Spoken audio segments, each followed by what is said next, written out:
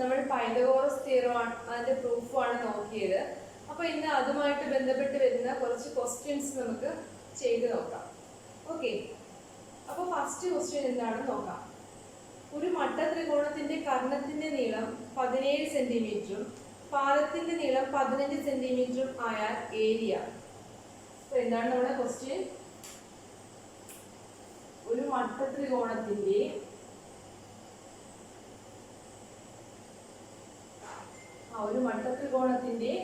കർണത്തിന്റെ നീളം 17 സെന്റിമീറ്റർ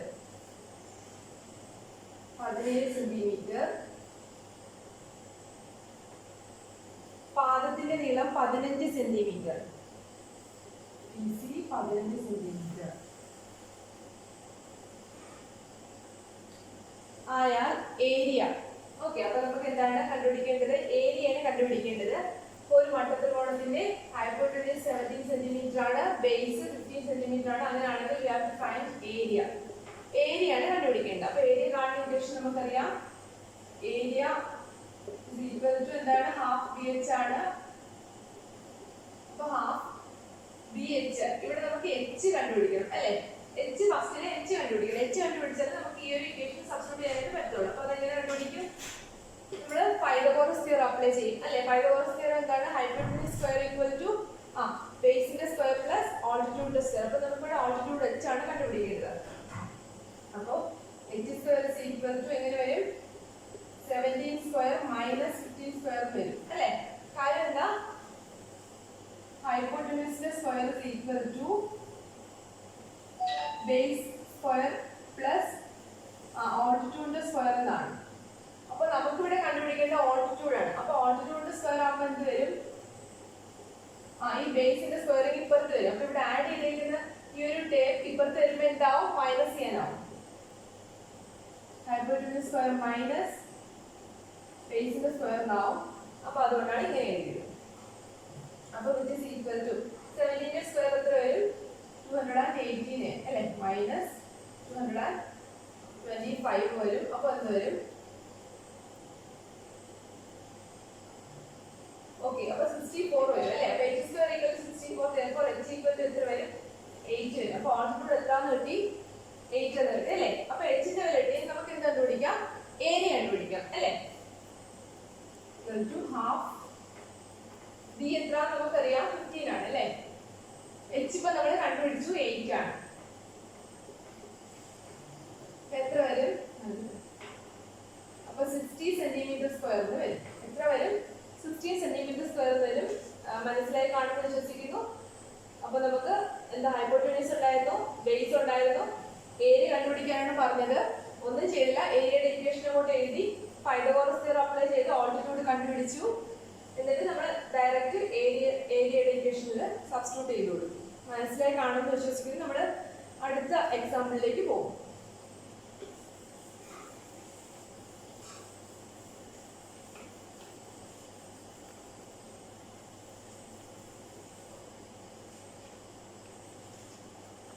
അടുത്തതായിട്ട് ഒരു മട്ടത്രികോണത്തിന്റെ പാദം, ലംബം എന്നിവ യഥാക്രമം 12 സെന്റിമീറ്ററും 9 സെന്റിമീറ്ററും ആയാൽ അതിന്റെ വികരണത്തിലേക്കുള്ള ഉന്നതിയുടെ നീളം കണക്കാക്കുക. ഒരു മട്ടത്രികോണത്തിന്റെ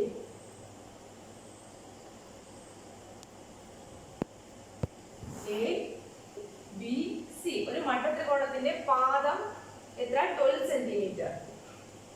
പാദം 12 സെന്റിമീറ്റർ, ലംബം 9 സെന്റിമീറ്റർ. ലംബം 9 സെന്റിമീറ്റർ. ലംബം 9 സെന്റിമീറ്റർ. ലംബം 9 സെന്റിമീറ്റർ. പിന്നെ എന്താണ്? ആയാൽ അതിന്റെ വികരണത്തിലേക്കുള്ള ഉന്നതിയുടെ നീളം. അപ്പൊ നോക്കൂ, ഈ ഒരു മട്ടത്രികോണത്തിന്റെ വികരണം എന്ന് പറഞ്ഞാൽ എന്താണ്? ഹൈപ്പോട്ടനസ് ആണ് അല്ലേ? പാദം 12 സെന്റിമീറ്റർ, ലംബം 9 സെന്റിമീറ്റർ ആയ ട്രയാങ്കിളിന്റെ വികരണം എന്ന് പറഞ്ഞാൽ എന്താണ്? ഈ AC ആണ് വികരണം അല്ലെ? അപ്പൊ അതിലേക്കുള്ള ഉന്നതി കണക്കാക്കാനാണ് പറഞ്ഞേക്കുന്നത് അല്ലെ? അതിലേക്കുള്ള ഉന്നതിയുടെ നീളം കണക്കാക്കാനാണ് പറഞ്ഞേക്കുന്നത്. അതിലേക്കുള്ള ഉന്നതി എന്ന് പറയുമ്പോൾ എന്താണ്? ഈ ഹൈപ്പോട്ടനസിലേക്ക് വരയ്ക്കുന്ന പെർപെൻഡിക്കുലാറിന്റെ നീളം കാണാനാണ് പറഞ്ഞിരിക്കുന്നത്. ഓക്കെ, അപ്പൊ ഇതിന്റെ ഇതിന്റെ നീളം കണ്ടുപിടിക്കാനാണ് പറഞ്ഞിരിക്കുന്നത്. ഞാൻ ബി എന്ന് നെയിം ചെയ്താൽ നമുക്ക് എന്താണ് കണ്ടുപിടിക്കേണ്ടത്? ഈ ബി ഡി ആണ് കണ്ടുപിടിക്കേണ്ടത്. ശരിയല്ലേ? ക്വസ്റ്റ്യൻ ക്ലിയർ ആയോ? നമുക്കിവിടെ ഒരു റൈറ്റ് ട്രയാങ്കിൾ ഉണ്ട്. അതിന്റെ പാദം 12 സെന്റിമീറ്റർ ആണ്, ലംബം 9 സെന്റിമീറ്റർ ആണ്. അങ്ങനെയാണെങ്കിൽ നമ്മുടെ ക്വസ്റ്റ്യൻ എന്താണ്? അതിന്റെ വികരണത്തിലേക്കുള്ള ഉന്നതിയുടെ നീളം കണക്കാക്കാനാണ് ക്വസ്റ്റ്യൻ. വികരണം എന്ന് പറഞ്ഞാൽ ഹൈപ്പോട്ടന്യൂസ് ആണ്, അതിലേക്കുള്ള ഉന്നതി എന്ന് പറയുമ്പോഴത്തേക്ക് ബി ഡി ആണ്. We have to find B D. Okay, അപ്പൊ നമുക്ക് ആദ്യം നമ്മൾ ബി ഡി കണ്ടുപിടിക്കുന്നതിനായിട്ട് ഫസ്റ്റ് ഏരിയ കണ്ടുപിടിക്കും. ഓക്കെ, അപ്പൊ റൈറ്റ് ട്രയാങ്കിളിന്റെ ഏരിയ കാണുന്ന ഇക്വേഷൻ എന്താണ്? ഹാഫ് ബി എച്ച് ആണ്, equal to half into base 12 ആണ്, എച്ച് 9 ആണ്. ഈ എച്ച് എന്ന് പറഞ്ഞാൽ എന്താണ്? ഈ ബി സി എന്ന് പറയുന്ന സൈഡിന് പെർപെൻഡിക്കുലർ ആയിട്ട് വരുന്ന സൈഡാണ് എ ബി. ബി സിക്ക് പെർപെൻഡിക്കുലർ ആയിട്ട് വരുന്ന സൈഡാണ് എ ബി എന്ന് പറയുന്നത്. ഞാൻ ഇതിന് മുന്നത്തെ ഒരു ക്ലാസ്സിൽ പറഞ്ഞായിരുന്നു റൈറ്റ് ട്രയാങ്കിൾ ഏരിയ തിയറം. എന്താണ് പറഞ്ഞത്? ഒരു ട്രയാങ്കിളിന്റെ ഏരിയ എന്ന് പറയുന്നത് എന്താണ്? അതിന്റെ ഒരു വശത്തിന്റെയും അതിലേക്ക് വരയ്ക്കുന്ന പെർപെൻഡിക്കുലറിന്റെയും കൂടി പ്രോഡക്റ്റിന്റെ പകുതിയായിരിക്കും. മനസ്സിലായോ? അതിവിടെ നമ്മൾ മനസ്സിൽ വെച്ചോളണം. ഓക്കെ, ഈക്വൽ ടു എത്ര വരും? 54 സെന്റിമീറ്റർ സ്ക്വയർ വരും. ഓക്കെ, ഇനി നമുക്ക് ക്വസ്റ്റ്യനിലേക്ക് വരാം. ഇനി നമുക്ക് കണ്ടുപിടിക്കേണ്ടത് എന്താണ്? ബി ഡി കണ്ടുപിടിക്കണം. അതിനായിട്ട് എന്ത് ചെയ്യും? അത് കണ്ടുപിടിക്കുന്നതിനായിട്ടാണ് ഫസ്റ്റ് ഞാൻ ഈ ഏരിയ കണ്ടുപിടിച്ചത്. അതായത് ഒന്നുമില്ല, ഇപ്പോ ഞാനിപ്പോ ഈ പറഞ്ഞ റൈറ്റ് ട്രയാങ്കിൾ ഏരിയ തിയറമാണ് അപ്ലൈ ചെയ്യാൻ പോകുന്നത്. എന്താണ്? ഒരു ട്രയാങ്കിളിന്റെ ഏരിയ എന്ന് പറഞ്ഞാൽ അതിന്റെ ഒരു വശത്തിന്റെയും അതിലേക്ക് വരയ്ക്കുന്ന പെർപെൻഡിക്കുലറിന്റെയും പ്രോഡക്റ്റിന്റെയും പകുതിയായിരിക്കും. അങ്ങനെയാണെങ്കിൽ ഇനി ഞാൻ ഏരിയ കണ്ടുപിടിക്കാൻ പോകുന്നത് എന്താണ്? ഈ ഹൈപ്പോട്ടന്യൂസും അതിലേക്ക് വരച്ച് ഈ പെർപെൻഡിക്കുലർ വെച്ചിട്ടാണ്. നോക്കൂ, half into A C into B D. Okay, ഇത് എത്രയാണ് നമുക്കറിയാം? ഏരിയ എത്രയാണ് നമ്മളിവിടെ കണ്ടുപിടിച്ചു? 54 ആണ് അല്ലേ? 54 ആണ്. Half into A C into B D.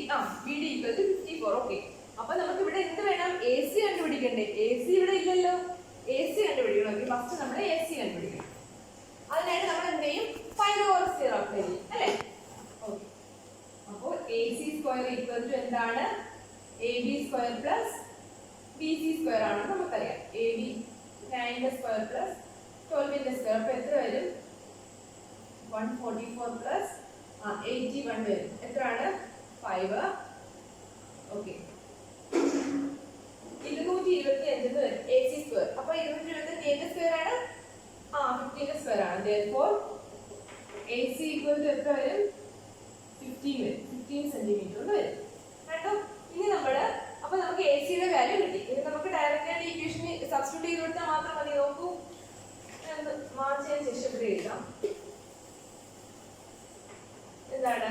Half into A C into B D equal to നമുക്കറിയാം 54 ആണ് എന്നറിയാം. അപ്പൊ ഹാഫ് ഇൻറ്റു എ സി നമ്മളിപ്പോ കണ്ടുപിടിച്ച് 15 ആണ്. 15 into B D equal to 54 അല്ലേ? therefore B D equal to എന്തോ വരും? ബി ഡി ഈക്വൽ ടു എന്തോ വരും? 54. ഇവിടെ ഡിവൈഡ് ചെയ്തിരിക്കുന്നത് അപ്പുറത്ത് പോകുമ്പോൾ ഇൻറ്റു ബൈ 15 ആകും അല്ലേ? അപ്പൊ എങ്ങനെ വരും? ഇവിടെ 3 കൊണ്ട് ക്യാൻസൽ ചെയ്യുകയാണ്. ഇവിടെ 5 വരും. ഇവിടെ എന്തോ വരും? 8 വരും അല്ലേ? അപ്പൊ എന്താവും?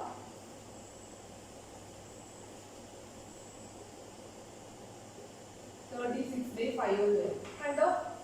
വീടിന്റെ വാല്യൂ എത്ര കിട്ടി? 36/5 എന്ന് കിട്ടി അല്ലേ? അപ്പൊ നമ്മുടെ ക്വസ്റ്റ്യൻ എന്തായിരുന്നു? ബി ഡി കണ്ടുപിടിക്കാനായിരുന്നു നമ്മുടെ ക്വസ്റ്റ്യൻ. മനസ്സിലായോ? ഫസ്റ്റ് നമുക്ക് ഇങ്ങനെ റൈറ്റ് ട്രയാങ്കിൾ തന്നിരുന്നു, ബേസ് തന്നിരുന്നു, ഓൾട്ടിറ്റ്യൂഡ് തന്നിരുന്നു. അങ്ങനെയാണെങ്കിൽ ക്വസ്റ്റ്യൻ വികരണത്തിലേക്കുള്ള പെർപെൻഡിക്കുലറിന്റെ നീളം കണ്ടുപിടിക്കാനായിരുന്നു ക്വസ്റ്റ്യൻ. അതിനായിട്ട് ഫസ്റ്റ് നമ്മൾ ഏരിയ കണ്ടുപിടിച്ചു. അതിനുശേഷം പിന്നെ എന്താണ്? ഹൈപ്പോട്ടന്യൂസ് കണ്ടുപിടിച്ചു. പിന്നെ ഏരിയ ഇക്വേഷനിൽ ഹൈപ്പോട്ടന്യൂസിന്റെ വാല്യൂ സബ്സ്റ്റിറ്റ്യൂട്ട് ചെയ്ത് കൊടുത്തു. അവിടെ നമുക്ക് ബി ഡി കിട്ടി. മനസ്സിലായോ? എല്ലാവർക്കും മനസ്സിലായി കാണുമെന്ന് വിശ്വസിക്കുന്നു. അപ്പൊ നമുക്ക് അടുത്ത ക്വസ്റ്റ്യനിലേക്ക് പോവാം. Okay,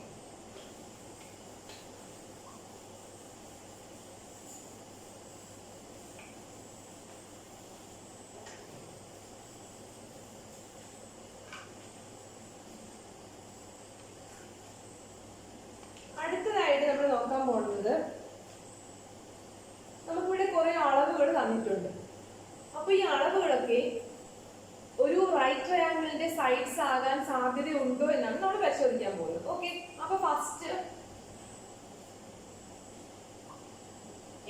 a plus b, a minus b, പിന്നെ എന്താണ് 2 root ab. അപ്പൊ ഇതാണ് ഫസ്റ്റ് തന്നേക്കുന്ന അളവോട് ഇതൊക്കെയാണ്. ഏതാണ്? a plus b, a minus b, 2 root ab.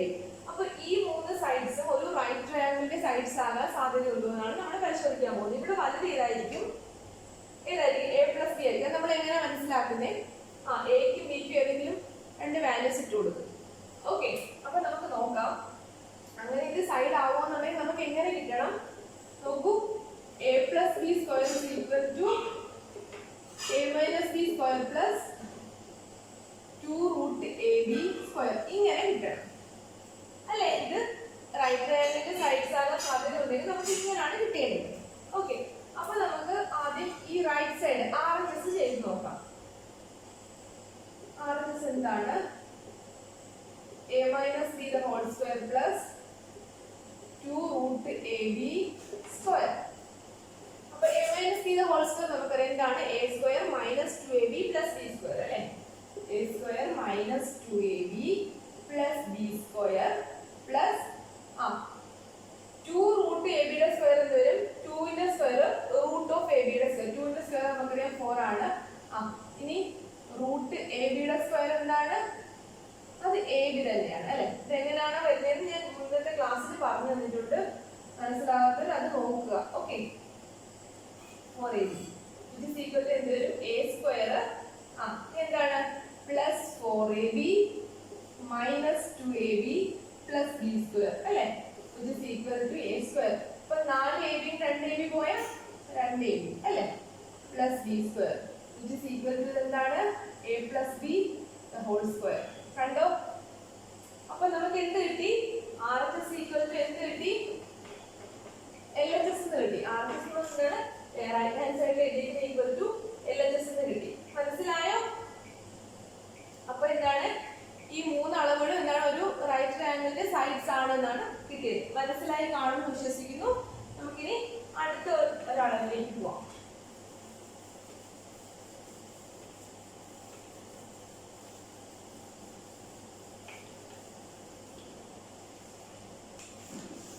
അടുത്തത്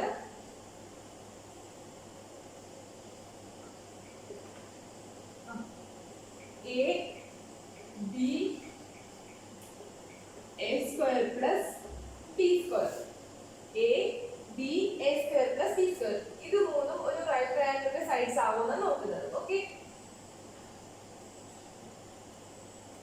അപ്പോ a square plus b square is equal to ഇങ്ങനെയാണ് റൈറ്റ് ട്രയാങ്കിളിന്റെ സൈഡ്സ് ആകുമ്പോൾ എങ്ങനെ വരണം? a square plus b square equal to a square plus b square the whole square എന്ന് വരണം അല്ലേ? a square plus b square equal to a square plus b square the whole square എന്ന് വരണം. Okay, അപ്പോൾ നമുക്ക് നോക്കാം. ഇവിടുത്തെ വലിയ സൈഡ് ഏറ്റവും വലിയ സൈഡ് ഏതായിരിക്കും? a square plus b square ആയിരിക്കും. ഇത് എങ്ങനെ മനസ്സിലാക്കും? നേരത്തെ ഞാൻ പറഞ്ഞ പോലെ തന്നെ എക്കും ബിക്കും ഓരോ വാല്യൂസ് ഇട്ട് കൊടുക്കും. a square plus b square അതിന്റെ square which is equal to എന്ത് വരും? a plus b the whole square. ഇതാണ് a square plus 2ab plus b square അല്ലേ? ഇതാണ് RHS വരുന്നത്. LHS ആണെങ്കിലോ a square plus b square അല്ലേ? base the square plus alternate the square a square plus b square. അപ്പോൾ എന്താണ്? Not equal to RHS ആണ് അല്ലേ? നോട്ട് ഈക്വൽ ടു RHS ആണ്. LHS not equal to RHS ആണ്. LHS എന്തിന് equal അല്ല? RHS equal അല്ല. അപ്പോൾ ഇത് മൂന്നും എന്താകത്തില്ല? ഒരു റൈറ്റ് ട്രയാങ്കിളിന്റെ സൈഡ്സ് ആകത്തില്ല. ഓക്കെ, മനസ്സിലായോ? ഇനി നമ്മൾ അടുത്ത എക്സാമ്പിളിലേക്ക് പോകും.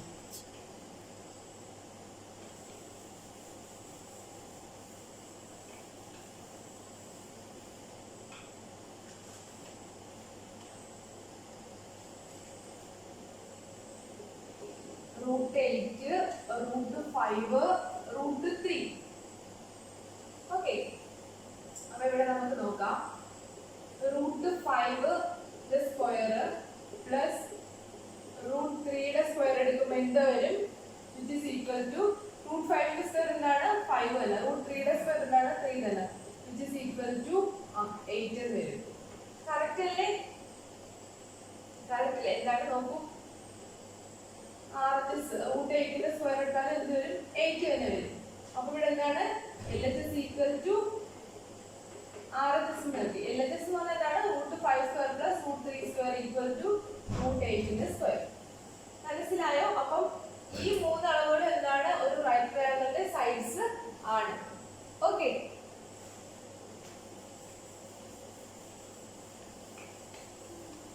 അപ്പോ ഇന്നത്തെ എക്സാമ്പിൾസ് എല്ലാവർക്കും മനസ്സിലായി കാണുന്നു വിശ്വസിക്കുന്നു. നിങ്ങൾ ഇതുപോലെ ഡിഫറെന്റ് ആയിട്ടുള്ള അളവുകളൊക്കെ എടുത്ത് ചെയ്ത് നോക്കണം.